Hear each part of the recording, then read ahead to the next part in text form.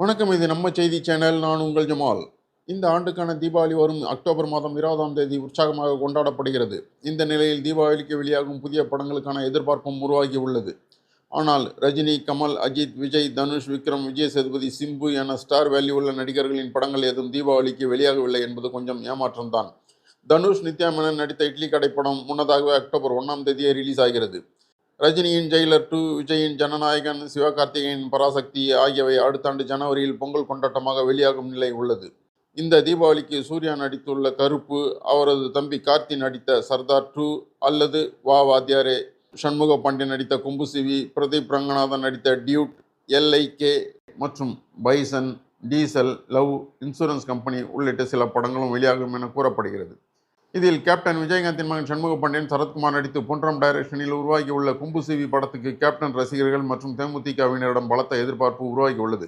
அதற்கு காரணம் சண்முக பாண்டியன் நடித்து கடந்த ஜூன் மாதம் வெளியான அவரது படைத்தலைவன் படத்திற்கு மக்களிடம் கிடைத்த வரவேற்பும் வசூல் ரீதியான வெற்றியும் தான்.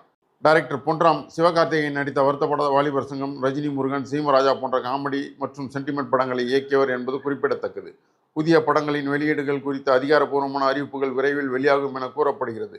பெரிய நடிகர்களின் படங்கள் இல்லாவிட்டாலும் தீபாவளி கொண்டாட்டம் சினிமா ரசிகர்களுக்கு கலகலப்பாகவே இருக்கும். நன்றி, வணக்கம்.